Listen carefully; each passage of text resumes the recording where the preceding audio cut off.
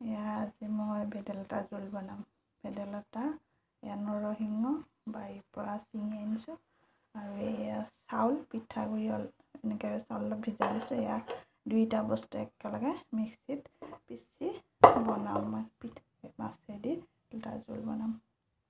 এনেকৈ ভেদাইলতা জোল পিচি ল'লোঁ, বনাম আৰু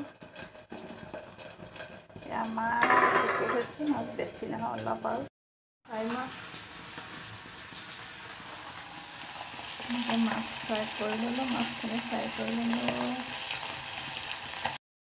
তেল ইয়াত যিহেতু তেল গৰম হৈ আছে, পাঁচফোৰণ অলপ দিলোঁ, পাঁচফোৰণ দিম।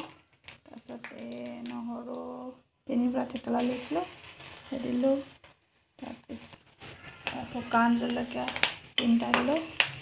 এইখিনি হৈ গ'ল। এতিয়া মই এয়া ভেদাইলতা জোলখিনি ইয়াত দি দিম। বেলেগ মছলা নাই দিয়া। নহৰু দিলোঁ, পাঁচফোৰণ দিলোঁ, শুকান জলকীয়া দিলোঁ।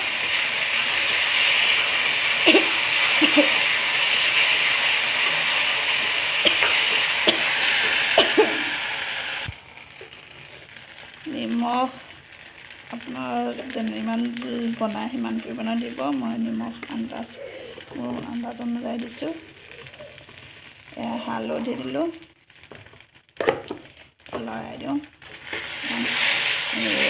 কেঁচা গোন্ধটো যাবৰ কাৰণে অকণমান হেৰি কৰি লৈছোঁ, ফ্ৰাই কৰি লৈছোঁ।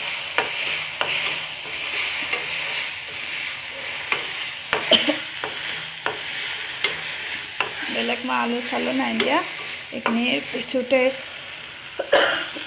শুকান থাকিলে চাউল আৰু ভেদাইলতা নৰসিংহ এনেকৈ পিচিছিলোঁ। এইখিনি হৈ গ'ল। এতিয়া মই পানী দিম। ইয়াত মই পানীখিনি দিলোঁ। ভেদাইলতা পিচি হোৱাৰ পিছত ডখা হোৱাৰ কাৰণে ইয়াত অলপ ভাঙি দিছোঁ। পিছত পানী ঢলাটো দেখাব নহ'লে আপোনালোকক। মই ইয়াতে মিক্সিত পিছা আছিলে, ইয়াত লৈ পানীখিনি এনেকৈ দি দিলোঁ আৰু নিদিওঁ পানী উতলিয়ে। এতিয়া মাছ দি দিম, একেলগে উতলি হৈ গ'ল। এতিয়া এই ডখৰাবোৰ অলপ আছে, দেখিছা? এইখিনি ভাঙি ল'ম এতিয়া। ডখা হোৱাৰ কাৰণটো কি, ইয়াত চাউল দিছিলোঁ যে, চাউল দিয়াৰ কাৰণে তেনেকুৱা হৈ গৈছে।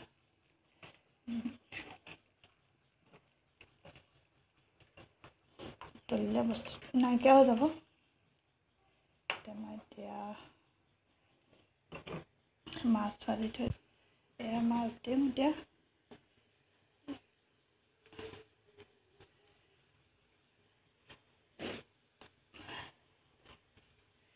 মাছ দিলোঁ। এয়া দিলে হয়, চাউলৰ এতিয়া ধুনীয়া কটা হৈ যায় বস্তুটো। গোট বান্ধা নিচিনা হ'লেই নে, চাউলখিনি সিজি আহে যে বস্তু। কাৰণ চুগাৰ থকা মানুহৰ কাৰণে আলুটো বৰ ভাল নহয়।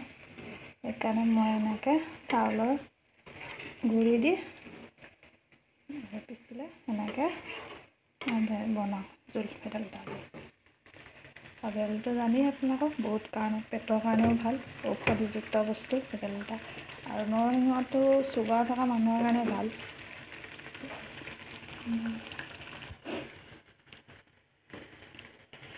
দেখিছা কি ধুনীয়াকৈ উতলি আছে।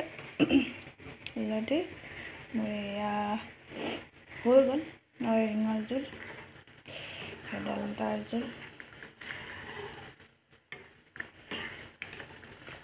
চবে বেলেগ বেলেগ ধৰণে বনায়। আপোনালোকে আলু দি বনায়, বইল কৰি তেনেকৈ খাব। মই এনেকৈ বনালোঁ। উতলি আছে।